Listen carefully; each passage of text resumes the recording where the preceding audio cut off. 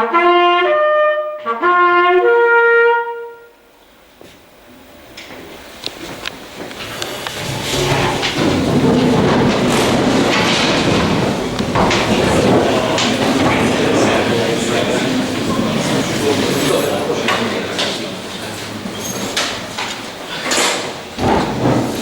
za excelentné vystúpenie pána vesničiara, nášho študenta 3. ročníka, ktorý bude o nejakých pár týždňov vykonávať skúšky aj z polovníctva.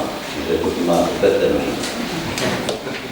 Vážený pán rektor, vážený pán prezident Slovenskej polovníckej komory a Slovenského polovníckeho zväzu, vážený pán riaditeľ Združovského za podnikovo zvolenie, vážený pán exrektor, profesor Marko, vážení zahraniční a domáci hostia, dovolte mi, aby som vo svojom krátkom úvodnom vstupe vás všetkých srdečne privítal v poradí na neuveriteľnom 30. ročníku Slovenskej konferencie Polovnícky manažment a ochrana prírody 2017. Teraz som si dovolil požiadať o slávnostné ale aj úradné otvorenie tejto konferencie pána rektora, profesora Profila, ktorý je zároveň aj vedúcim katedry aplikovanej zoológie a polovníctva a manažmentu zverí a zrejme poznáte, že je vlastne prezidentom Slovenskej rektorskej konferencie. Pán rektor, vítaj medzi nami a nech sa ti páči slovo.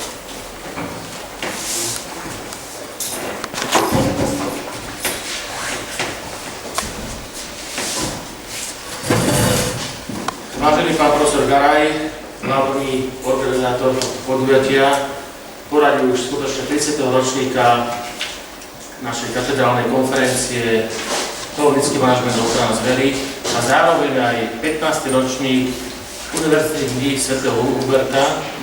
Vážený pán prezident Slovenskej polovníckej komory, vážený pán riaditeľ, cení hostia, milé dámy, vážení páni.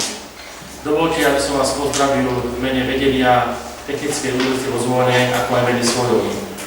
Pre mňa je to skutočne cťou byť tu prítomný na tomto podujatí, ktoré má už históriu 3 ročníkov.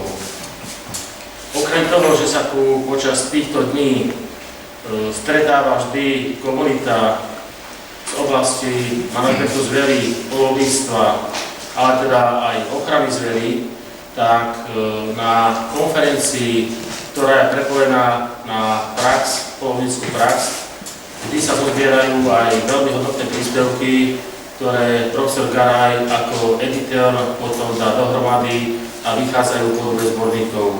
Takže okrem toho, že sa tu vždy zídeme a aktuálne hovoríme o problematike polovníctva, tak máme to aj historicky zdokumentované a celá tá sada zborníkov je u mnohých z nás, a teda u hlavného organizátora, odložená v knižnici, takže aj historicky sa dá pozrieť, čo sa na jednotlivých ročníkoch tohto podujatia konalo. Ja chcem spomenúť to, že okrem toho, že tu máme významné jubileum z hľadiska histórie týchto podujatí, tak tento rok má obrovské historické výročia aj naša univerzita a fakulta lesnícka. Spomeniem len tie ročníky, ktoré sa dotýkajú vzniku Banickej akadémie, pretože tohto roku v septembri, konkrétne 26. septembra, budeme v aule našej univerzity oslavovať už 255.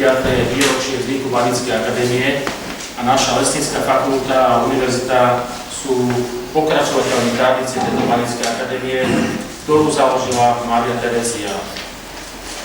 Budeme si pripomínať aj vznik Lesníckeho ústavu, ktorý považujeme za prvú vysokoškolskú ustanoviznu, kde sa vyučovalo profesionálne lesníctvo a patrí medzi najstaršie lesnícke ustanovizne v Európe a vôbec vo svete. Táto vznikla v roku 1807. No a budeme oslavovať aj 65. výročie existencie Vysokej školy lesníckej a drevárskej dnešnej Technickej univerzity vo Zvolene, pretože presne pred 65 rokmi prišla Vysoká škola lesnícka a drevárska z Košíc do Zvolena. Ja chcem povedať, že tieto všetky významné ročníky, počnú 130-kou, tak trochu zaramcujú na dnešné podujatie. A ja prajem, pán profesor, tebe a celému tvojmu organizačnému tímu, ako aj nám všetkým účastníkom konferencie, aby sme sa cítili dobre, aby sme získali nové zaujímavé poznatky od tých, ktorí budú prednášať, a prajem všetkým samozrejme aj veľmi dobrú odbornú a bohatú diskusiu. Ešte raz otváram dnešný už 30. ročník a prajem všetkým krásny deň a podujatiu veľa zdaru. Ďakujem.